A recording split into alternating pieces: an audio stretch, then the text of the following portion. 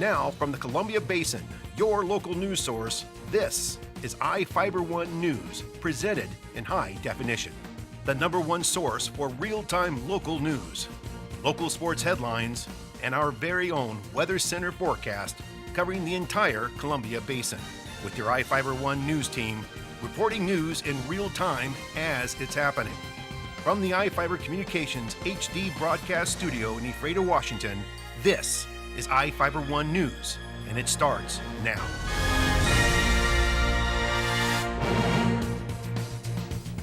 Welcome to iFIBER 1 News. I'm Sarah Brewer reporting news from around the Columbia Basin for Wednesday, August 28th. Tonight we report on the progress of Guardian Fiberglass's new plant construction and how Moses Lake prepared to annex land to provide services for a company. In sports, Bob Kirkpatrick helps us get a glimpse of what to expect from the Moses Lake Chiefs during the football season. And our spotlight story tonight is about the 50th anniversary of Dr. Martin Luther King's I Have a Dream speech. And we have the latest weather forecast for the Columbia Basin from the iFIBER 1 Weather Center. Our top story tonight, Guardian Fiberglass has quietly resumed construction of a large fiberglass manufacturing plant in Moses Lake. The 500,000 square foot manufacturing plant and storage facility on Road N Northeast began construction in early 2008 and was halted in October of 2011. Last year, the company resumed construction, adding batch house equipment, a stormwater management system, and a truck docking apron. This year, the company hopes to complete a railroad spur and finish plant construction next year, according to Guardian Fiberglass spokesman Ernest Thompson. When operational, the fiberglass insulation manufacturing facility is projected to employ 130 people.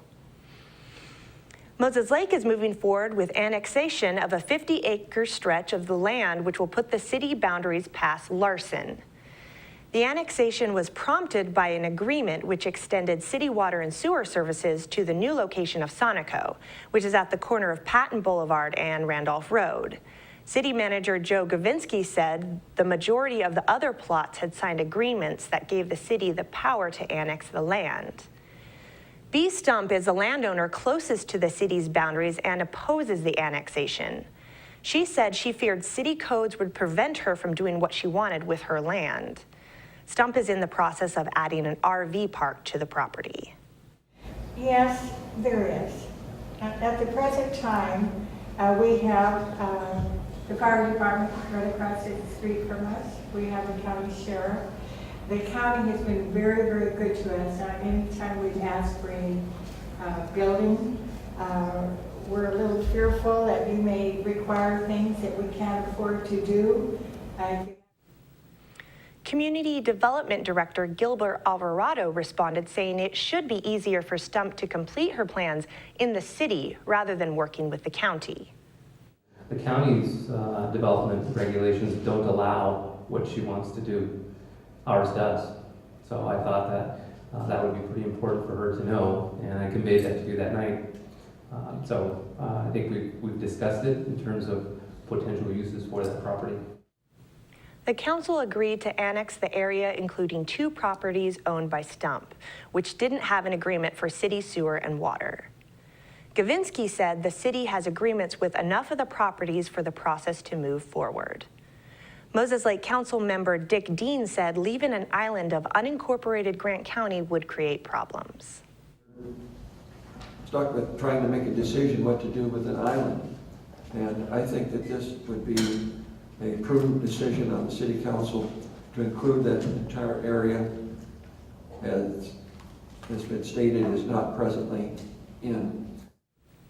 The council decided to move forward with the annexation. A Quincy woman was hurt when her SUV left the highway and struck a light pole this morning.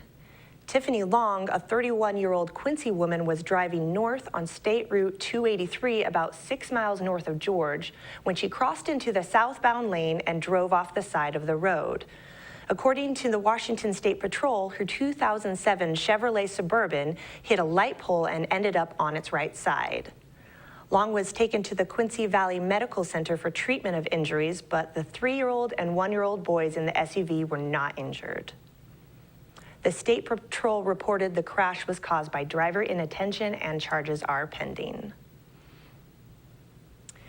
Each of the people that you see here has warrants for their arrest and is wanted by various law enforcement agencies. If you see any of these people, the DOC asks that you do not attempt to detain or apprehend them, but to call police. You can also call the Department of Corrections at 509-764-6180 during the day or 509-762-1160 after 5 p.m. We will be back after these messages with the latest from our iFIBER One Weather Center, sports, and more news.